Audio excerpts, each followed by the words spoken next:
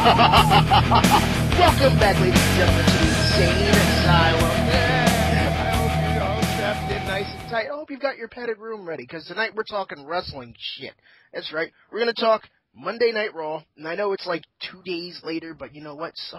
Shit happens. People have lives. They have, things called work. But tonight I'm on the line with one person tonight. Only one, because of the fact that everybody else that I know who likes wrestling doesn't have Skype. Damn it, get Skype.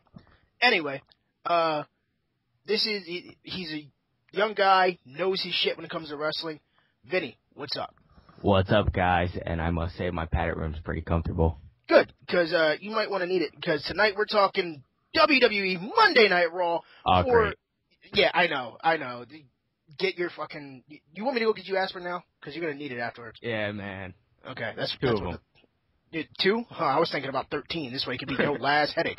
Anyway, we're going to talk Monday Night Raw for the night of March 11th, 2013. We're going to kick this off just like how Raw would kick it off. We're going to talk about the opening. We're going to talk about best of the night, worst of the night, the whole shit. But let's get right to the opening, which was a tribute to William Moody, a.k.a. Paul Bearer, done in great form by The Undertaker. I personally want to send my condolences to the Moody family. I take it, Vinny, you want to do so the same? Agreed. It's a horrible loss to the wrestling industry. And I can't argue with you on that. I think Paul Bearer was, everyone who's ever talked about Paul Bearer, they could never say a bad thing about him. This is a guy who brought in two of the most, the most notable figures in professional wrestling, The Undertaker and Kane. So, our condolences go out to his family. And all I can say at this point is, Paul, whether you're in heaven, hell, outer space, within the universe, wherever, thank you for all the memories, man. But Raw opened up with a tribute to Paul Bearer. There was an urn in the middle of the ring. Undertaker comes out in typical Undertaker fashion. And then CM Punk hits. Okay, Vinny. That was messed up. Thank you. I was about to ask you, what's your take on this? Even though they got the permission from the family, that's still sort of messed up. But at least they gave him a good farewell. Yeah, you know what? And that's something that can be said. And I can tell you right now, the family was probably cool with it. They're like, you know what? The show's got to go on, because that's what Paul Bearer would have said. The show's got to go on. But this really puts Punk in that heel position. This makes him the hated guy because everyone he came out. But he's so... You want to hate him. He makes such a great heel. Don't get me wrong. Great face. But he makes an even better heel. And this is a guy who... Look, he says he's a Paul Heyman guy. I'm a Paul Heyman guy.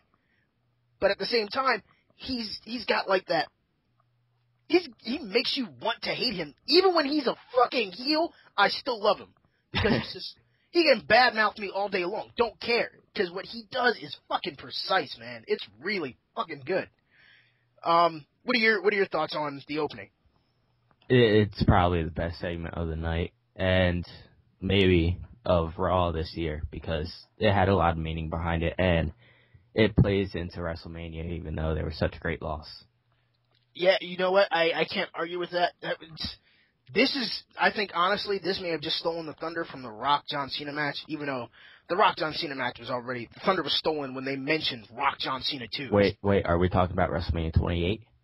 Yeah, I know, right? It's like, wait, didn't we do that shit? What was the meme that you posted? It was like, the first one was like, never before, never again. And the second one, it was for WrestleMania 29. It's like, might happen again.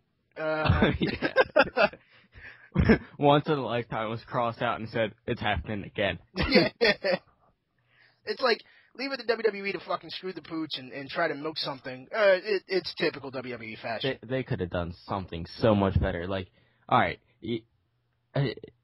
they could have ended CM Punk's reign a little bit earlier, even though Cena would have won the belt, but they could have had Rock go into the Rumble and actually win the Rumble and then have him cash in on Cena. That would be a little bit more... You know what? That kind of makes sense, and the reason why is because it's like, The Rock...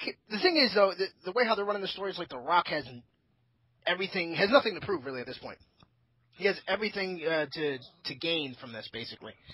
And it's like, dude, like The Rock has already proven his status, and John Cena has proven his status. We don't want to see this shit again, because last year we were bored to tears with their match. Oh, I remember that. That match sucked. Look, honestly, and I know we're getting way off topic here, but honestly, from last year's WrestleMania, Triple H versus Undertaker, emotional match. I love the match all the way through. I think CM Punk's match kind of got, like, shit. I hate to say this. I think both matches were a little bit boring. Hey, to each their own. I just think, honestly, the fight that Taker and Triple H put in that ring, and having Shawn Michaels there to make it even more fucking, like keeping you on the edge of your seat, like, oh shit, is he really going to lose it this year? Is he really going to lose it? Of course, Taker's never going to lose it. That's the one streak that they'll never kill. It was emotional, but I think the match was, like, far too repetitive. Oh, of course. I mean, there's only so much you can do in a Hell in a Cell. I mean, there's a lot of big spots, but, you do the same big spot 4 times, you get bored with it. But, I mean, throughout all the matches, I mean, hell, fucking Daniel Bryan lost his match in 18 Don't talk about that. Nope. I mean, it's just bad. Anyway. They're selling that on iTunes for $2.99 for 18 seconds. That's bullshit. My dad flipped out. That's bullshit. I don't want 18 seconds of video for $3. Shit, I make 18 seconds of video just for free. Anyway, we're gonna talk about the first legit match of the night. Big Show versus Seth Rollins. Come on. Really? I mean, really? It's unnecessary. Very unnecessary. Like, really? I mean, you put the smallest guy of the Shield against the biggest guy in the WWE. The guy with the most talent, by the way. Yes, that is true. You put the guy with the most talent. Seth Rollins has the most talent out of the 3 of them. And you put him in the ring with the Big Show? Really? Come on. Like, we didn't see what was going to happen. It's all about the lisp, man. It's all about the lisp. Yeah, apparently, because shit, Jack Swagger's got the worst lisp in the WWE. The motherfucker's going to WrestleMania. But yeah, that match obviously ended DQ, because Shield couldn't man up. But of course, they do whatever they can to make a strong faction look weak. I hate to say this. I think it's going to turn out just like Nexus. Yeah, it's petering off now. Nobody's interested anymore. It's already ran its course, like, for 3 months. Yeah, I mean, they were great when it came to the whole Punk angle. Cool. Now that the Punk angle's over, it's time for you to either make something serious out of this and start having a big faction war again, or get rid of it. Have them each get beat in a match, then have them all beat at WrestleMania, and then that's it. End of story. All 3 of them would do well on their own, I think. Honestly, I think Reigns and Ambrose would be a better tag team, and I think Rollins would be the next guy to see a WWE championship, whether it be mid-card or championship belt. But, yeah, I mean, Reigns, look, here's the thing. Roman Reigns, great fucking look. Big dude, strong, great fucking look. Dean Ambrose, he's got Mike. That's what he's got. He's got Mike skill. They watered him down. They watered him down so much, though, it's not even funny. Of course, because when you're on the big TV, if you're on cable at this point, it's like you gotta tone it back. How much? Well, you know how you were giving it 100%. Yeah, we want you at 10. And then you have the guy who has the most talent out of the group, Seth Rollins. He's not a guy who has to speak. He's a guy who comes out, wrestles his ass off, and wins matches. Point blank. Moving on to the next match. Daniel Bryan versus Dolph Ziggler. Hands down, best match of the night. Definitely. Like, what can contend to that? Seriously. Out of watching all the matches, by the way, I don't know if it's Cablevision or WWE. One of you needs to get your shit in order. I missed most of Raw last night because my TV kept blinking. I'm surprised I didn't have an epileptic seizure. But from what I could watch of the do the Harlem Shake. Seriously. What was that meme? What was it? Go to the epilepsy ward in the hospital, throw a flat grenade, and enjoy? That's so fucking cruel. Anyway, yeah, but arguably, it's not even arguable. This one is just flat out best match of the night. Bryan and Ziggler, put on a fucking show. They wrestled a great fucking match. It was good. It was best match of the night. I don't know what else to say. I'm speechless because what else can you say about it? It was the best match of the night. Fuck yeah, it was. And if your second legit match of the night is your best match of the night, that's bad. Whoo, that's bad. That's saying you got your shit all mixed up. Next match, it wasn't really a match. It was just a couple of guys scrapping in the ring for a moment. New Age Outlaws versus Rhodes Scholars. Obviously, this one goes to a no contest because big old Brock Lesnar comes out and crushes the New Age Outlaws. And then, okay. Just skip over Tensai and Fandango. Look. Here's the reason why we leave that out. Nothing happened. Okay. 700 pounds walked into the ring. 700 pounds walked into a ring to call out a guy who wouldn't come down to the ring. Please fire all three of them immediately. No, here's the thing. Keep Matt Boone around. Because as Tensai, he's shit. Bring him back in as Albert. And let him wrestle the way how he wrestles. He'll be good. Make Brodus Clay the beast that he ought to be instead of this fucking dancing fool. He's a dancing hippopotamus. No. See, the thing is, I've seen a hippopotamus bite into a lion's head and slowly kill it. Okay?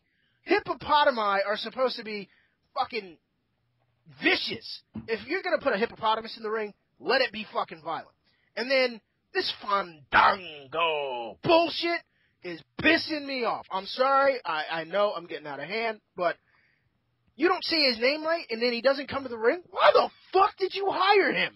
And yet, they made Rhodes Scholars, who I thought broke up a couple weeks ago, wrestle another match. Yeah, later on that night. Okay, but here's the thing. So let's like I said, we don't mention that shit that happened because that's something that can be erased from history like everything else in the WWE. Brock Lesnar comes out during this match, supposedly, and he just blows through Billy Gunn and Jesse James and makes the statement, he didn't say a fucking word because, Lesnar he's not a mouthpiece. He has a mouthpiece.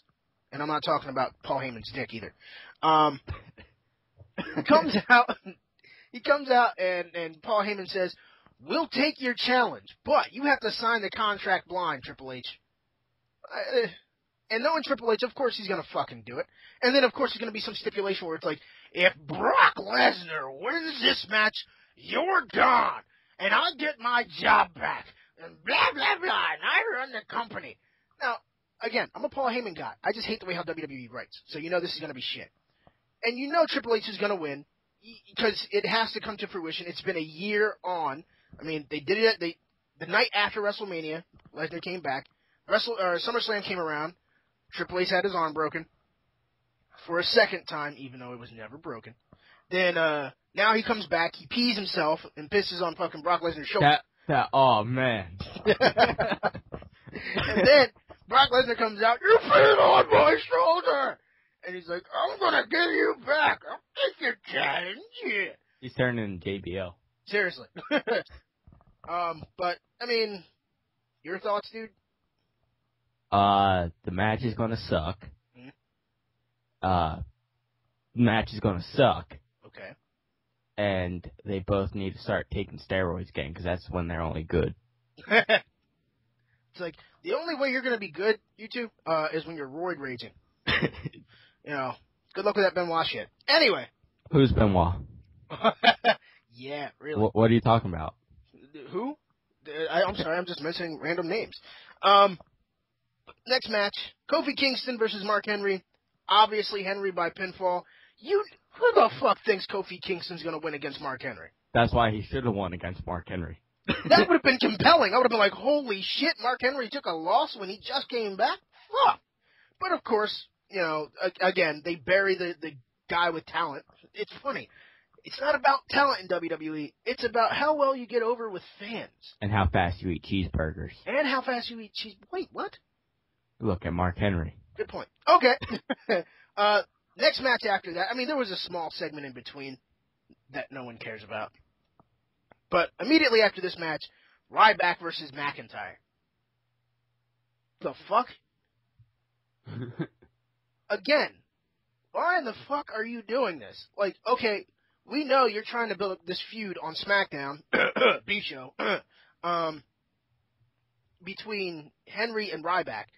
I get, look, Skip Sheffield, Ryback, whatever the fuck you want to call him, he's a monster. And right now, I haven't seen his wrestling potential, but he's definitely like a Goldberg. He gets gassed in 5 minutes. Because he got all that fucking muscle. But then you look at a guy like Mark Henry, who is like 425 pounds of like lard and muscle. He is strong. He is legitimately the world's strongest. He can go 20 minutes. He can go 20 minutes, but he can't wrestle worth a damn. You know? And this is look, you want to have this match at WrestleMania? Fine. Make it at WrestleMania. Make it a 3-minute match. Let them have a test of strength. Somebody wins, and let's go home. I have a funny feeling that's when we're going to be getting food. Yeah, you know what? Honestly, if they even throw a Divas match in there, that's another pee break too. So, let's talk about that real fast. The Bella Twins came back to Raw. Boob jobs.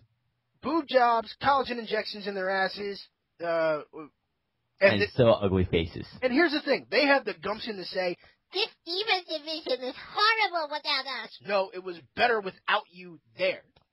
It was better when there was no Diva division. No, you're right. When it was, I don't know, because you got to remember, women like Trish Stratus and... No, I'm talking about, like, now. Oh, yeah. I like how it is now. Yeah, no, no. See, look, all the good women wrestlers are gone. Or they're in TNA and getting burned out for no reason. Isn't Sarah Del Rey, isn't she under contract? She's under contract with WWE. As a trainer? Yeah. Like, why not bring her... Look, I understand she's not aesthetically pleasing, but she can wrestle her ass off. Like, it's time for the image thing to just burn up and die. It's time to start going with something that really matters. You know? I think this Divas division needs a reboot. Oh, yeah. But anyway, we'll move on to Antonio Cesaro versus Del Rio. Pretty good match. I did not see this match. I watched it. It was a pretty good match. Obviously, the winner was going to be Del Rio. There's no way in hell that Cesaro was going to beat the World Heavyweight Champion. They ruined him from his debut with his retarded rugby player gimmick. You know what, though? That's fine. You know what? Because, like WWE does, every so often, somebody's going to get a reboot. Somebody's going to get changed when they realize that it's not working. Like El Generico. Yeah. Oh. Did you see that? Can't believe they made him take off his mask. Fucking stupid. They're using his real name. Yeah, stupid. No, they should have brought him in as Generico and left it at that. But anywho, it was an okay match. You know, of course, they're setting up for the whole, match at WrestleMania against Swagger. You know, I may have been born in Mexico, but I was made in America. No one gives a fuck, dude. That taco thing was funny. Yeah, I have to admit that was a funny gimmick. That worked. We the people, pizza, tacos, burritos, nachos, chimichangas. Then there was after that match, there was another match. It was Orton and Sheamus versus Rhodes Scholars. Rhodes Scholars being thrown into a second match of the night because the first match was ruined by Brock fucking Lesnar. Sheamus and Orton, obviously they're going to go over because, God forbid you have a tag team win. Turn Orton heel. Turn Orton heel. I bet you Orton says that in his head every fucking day. Turn me heel. Turn me heel. I bet you he's that kind of guy who walks into Raw and he's just like, turn me heel. He literally walks up to somebody and goes, can I be bad for once? Everybody's like, no, you got to be the good guy. Can I go back to kicking skulls? And then he does that thing where he rages out and he starts twitching like he's like going through an epileptic seizure, and he just like hits the floor and he's like, I'm gonna kick you in the head. And they're like, but Randy, I'm standing. What happens if that really is an epileptic seizure because all the concussions he had, but no one realizes it? That's the most controlled epileptic seizure ever. Because he's able to snap, have his fucking seizure, and then back into reality. Like he could have found a cure. He's got the cure for seizures in his head. He really does, along with voices. Not that great of a match. Kind of boring. It was typical, main card superstar versus mid card superstar match. Kind of boring, one-sided. Yeah. Next was Jericho's highlight reel with nothing in the ring except for a podium that disappeared during the whole Marine thing. Which Jericho, he's got the magic to do that shit. Remember when we used to have the Geritron and the seats? Yeah, they were just like, no, because we're gonna have to take all the shit out of the ring anyway, so we're just gonna get lazy about it tonight. Jericho brings on the Miz. They start talking. Out comes Try to make Marine 3 good. Yeah, good luck. Look, you polish a turd, it's still a turd. Okay, you can encrust that motherfucker with diamonds, it's still a piece of shit. The Miz comes out. Then, obviously, Wade Barrett comes out. Oh, my performance was better than your performance. And, shut up, you Owen Wilson British wannabe fucking piece of shit. God damn. Look, he's got talent to a degree. But, for fuck's sake, don't speak. I mean, Jesus, I understand Jericho was your mentor on NXT, but shut the fuck up. But, ultimately, this match, no contest because Barrett interfered. Not the greatest match. And by the way, preceding this match, worst segment ever. Didn't see it. Oh, it was terrible because fucking Brad Maddox came out and he was just botching lines left and right. Like he came, I'm in this thing and I don't Vicky sent me out here to make a match. Shut up. Just shut the fuck up. Just come out and say, okay, you're talking shit. Okay. Jericho, you face Miz. Winner gets to face Wade Barrett. Simple as that. How hard would it? I could have walked out there, bent over, and said it with my ass. Then we move on to Swagger versus Sin Cara. Obviously one-sided fucking fight. Swagger wins. Woohoo! Go figure. Yeah, really. I mean, Swagger, an American beating Sin Cara, a Mexican. So wait, where's Ray? That was a good question. I haven't seen, he came back for a moment and then disappeared. Probably injured again. No, I don't think he's injured. I think he's doing something else. Hold on. Let me Google search this. Go ahead and Google search this while I address this. Rey Mysterio 1000th injury. 1000th knee injury. It was a basic watered down match. Sin Cara took a face plant after doing a spot off the top rope. He did. Oh, it was fucking hysterical. He face planted hardcore after doing a plancha spot. And he laid there for a second. The ref comes out, "You alright?" And he's like, yeah. Just give me a fucking second. God, my face stings. And he jumped back in the ring. "I'm okay, yeah, but my face still stings." Yep. He needs another knee surgery. Already? Yep. Retire. Seriously, either retire or just, don't want a Legends contract. Pull a Taker. Show up once a year for one match. That's too much. I guess. I don't know. Poor Bray. Damn. One of my favorites, too. And finally, to end the night, CM Punk versus Kane, because CM Punk pissed off Kane enough at the beginning of the night to have a match instituted. Kane picked up the win thanks to the assistance of The Undertaker's bell. That match was awesome. I unfortunately couldn't see it because my TV kept blinking out. It's funny. YouTube. I'm going to have to. I have to go to YouTube and watch that match now, which sucks. I shouldn't have to. Oh, and Punk stole the urn. Yes, that I did see. Punk hit, I believe it was Kane, with the urn, and then hauled ass and stole the urn. And now there's a picture that Vinny posted up on Facebook. The first picture was when CM Punk took the WWE title and put it in his fridge. Now there's a picture of Punk putting the urn in his fridge next to a 36-pack of fucking Pepsi. Who'd do that? Okay. That's a good waste of an urn and Pepsi. Oh, no.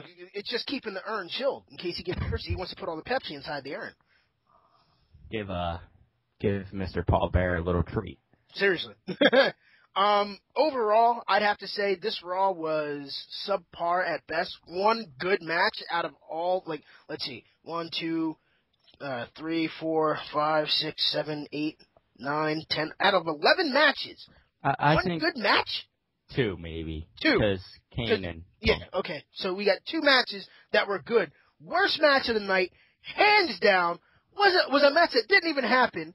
because someone couldn't get a name said right. Fucking idiots. Fandango is gay. No. Fucking douchebag. That's what it should be. Fucking douchebag, okay? No one gives a fuck about this guy. I mean, his gimmick is terrible. He's running like the here's the thing. When I saw him cut a promo before he came out, I'm thinking he's got this powerful voice and he's going to be able to do some mic skill. Then when he comes out, he sounds like a little bitch. God, he's just like, if you're not going to say my name right.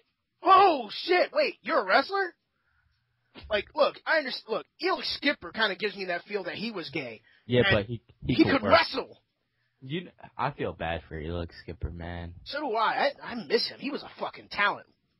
But, you know, it like this guy, he gets a WWE contract, comes up onto the main show, and he's like, so I'm a dancer. And, hey, and I can wrestle, but you'll never know because I don't want to get in the ring until you say my name right. How do we say your name? Fucking douchebag. Whatever. Benny, your thoughts on the show? It sucked, and there's only 2 good matches, and it should be a lot better for the run to WrestleMania. Yeah, let's pray for that. Let's really pray for that, because otherwise we're not going to get shit.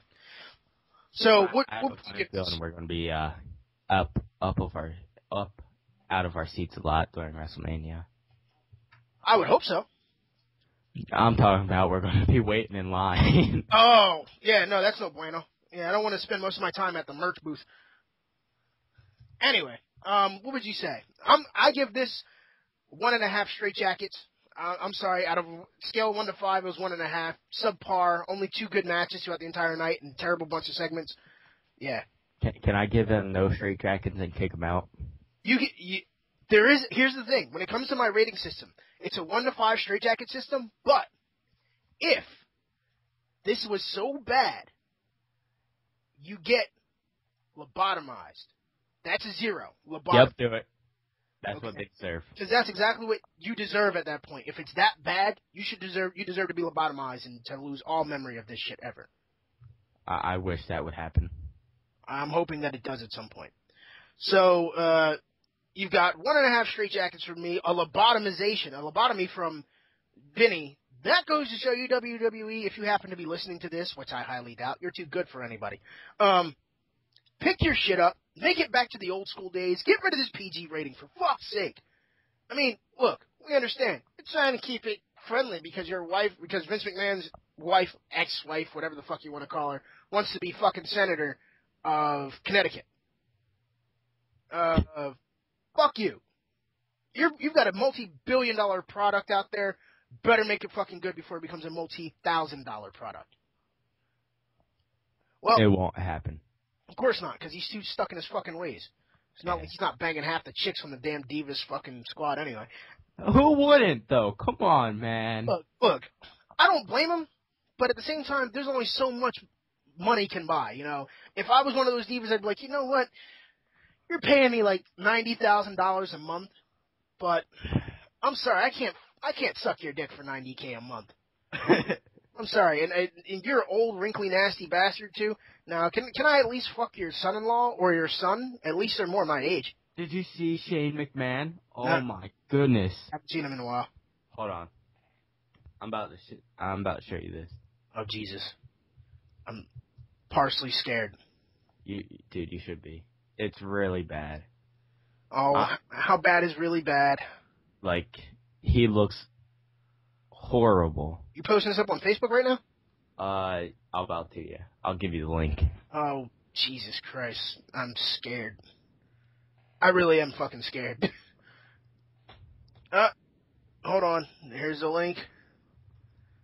And, let's see. He's the guy on the right. Great Jesus Christ! He looks like a bum! What the fuck happened to him? And that's what happens when you avoid your WWE contract. Great Jesus, that's fucking terrible. Oh, I'll put this link in the fucking... God damn, it's bad. Holy shit. I'm so sorry, Shane. You used to have some kind of swagger to you. Now you look like an old bum. I'm sorry. Great God. All right, well, that was delightfully unpleasant. Anyway, Vinny, any parting words? WWE, make yourself better, please. I think we can agree to that. Oh, and I need 2 straight jackets. Oh, shit. For what? I'm gonna flip out. Oh, yeah, you better double up then. Fuck. Street jackets are kind of scarce right now. We've been using them for jump ropes. Anyway, again, folks, this doesn't survive without your support. Remember to like, share, comment, subscribe. We need the fucking feedback. We want to hear what you have to say. My name's Wilfredo Rivera. This has been the Insane Asylum. You can always find me now on the Facebook. That's right, facebook.com/Wilfredo Rivera. You can hit me up here on YouTube at youtube.com/Damien X Marius, DAMION X MARIOUS. Same thing as the Twitter at Damien X Marius, same spelling. Even if you have to, hit me up via email, DamienXMarius@gmail.com. Tell us what you think. Leave a comment down below. Join the fucking fun. Become a fucking Insane Asylum inmate. Let me know what you think. My name's Wilfredo Rivera on behalf of Vinny. Thank you for listening. And remember, I hope you've finally decided to just relax and go nuts. No, fuck it. Just go nuts. Don't. Yes. Yes. Yes. Check you later, folks.